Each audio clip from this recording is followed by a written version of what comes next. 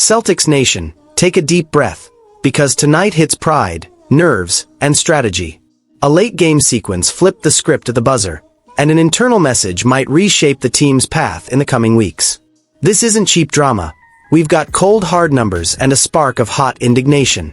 You won't believe what we've got today. So take a seat, smash that like button, and let's get right to it. First, tell me this. When the pressure spikes, do you want a chip on your shoulder or ice in your veins? Hold tight, because the twist starts with a detail most people missed. To kick things off the way green teamers like it, try this on. Tight game at the Garden, clock melting, one tiny moment above the arc changes everything. The crowd rises, the offense hunts space, the defender slips right in front, legs tangle, body leans, hardwood rushes up. The whistle. Silence. The break goes the other way, and before we can blink, the lead evaporates into cold night air. Heaven to hell in seconds. And just when it feels like you can breathe again, the final gut punch lands. The kind that replays in your head all night. That's exactly what lit up the locker room. Jaylen Brown came out fuming after the 105-103 loss to the Jazz at TD Garden. On the pivotal play, with Boston up 102-101 and the clock tightening, Jaylen tried to burst from the top against Keontae George. George slipped right in front, legs got tangled, Brown went down. The officials let it play, Utah ran, scored 2 easy ones. Jaylen wasn't having it. He said you can't have a mistake like that in that moment and called the no call unacceptable, noting that hearing "we didn't see it" doesn't fly in the final minute. Pride talking, and loudly. Jaylen dropped 36 on 13-4-28, but went 0-for-9 from deep.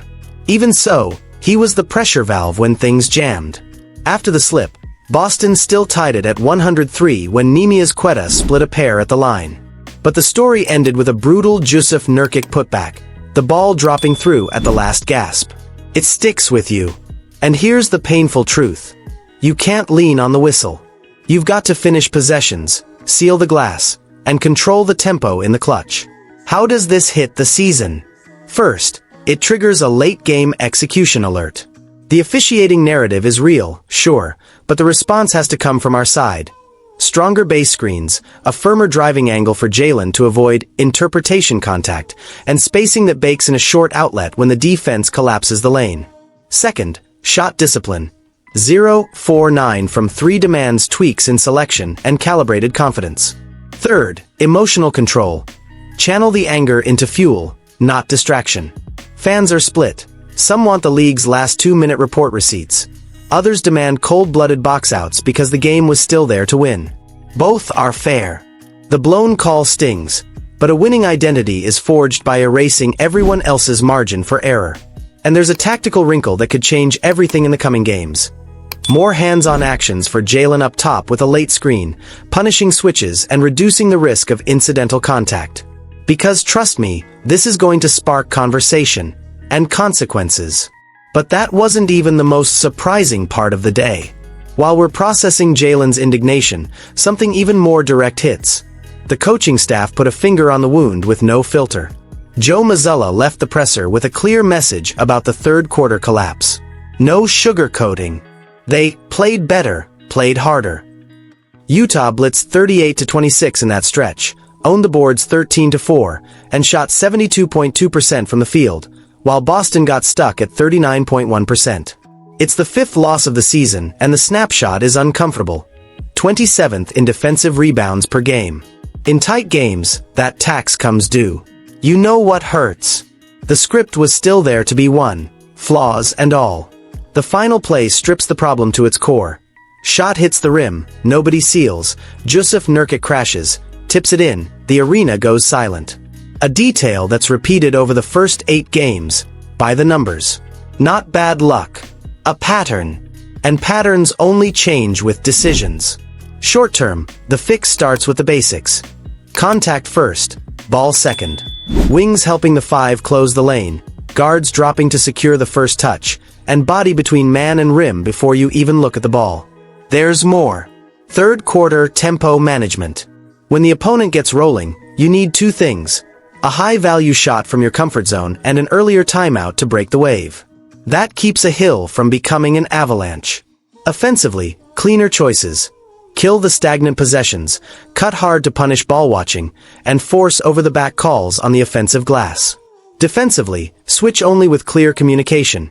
If not, keep a big body into the center to deny deep seals. Simple to say, tough to execute. But mandatory. Rotation matters, too. More minutes for a physical 5 when the rebounding tide turns. Nemias Quetta has shown he can bring it. And wing combinations with length when the opponent rolls out 2 bigs. This isn't about blaming A or B. It's about context. On cold nights from deep, every possession must end with our hands on the ball. And mentally, it hinges on this. Loud communication, clear signals on who's boxing out and who's attacking the ball. A collective mistake gets fixed by a collective rule. Repeated possession after possession. The fan debate is already rolling. Some say, shut everybody up on the glass before we talk officiating. Others want an identity shift. More force, less finesse. I'm in the middle. The whistle narrative exists, but without owning the defensive boards, your margin of error evaporates. Wednesday brings the 1-6 Wizards at home. A chance to flip the switch? Yes. A trap game. Also yes. If you walk in thinking the name on the front wins it, the film repeats. If you walk in to suffocate on the glass and tighten shot selection, the confidence comes back and the conversation changes. And that wasn't even the day's most shocking piece. Because the question that will define this season isn't on the clipboard. It's in the stands and on your screen. And in the final beat, I'm putting that decision in your hands. So, put it all together. Jalen's fury exposes the limit of the whistle, and Mazzulla's message blasts a siren about rebounding urgency and third-quarter discipline. Identity or excuses. Sheer force in the paint or fine-tuned spacing and shot selection. Wednesday against the Wizards is a character check. Now I want to hear from you. Was that public stance a clutch move or a massive mistake? And does the fix come from a heavier, more physical rotation or ice-cold execution in the clutch? Drop a like, subscribe, comment, and share. Let's debate.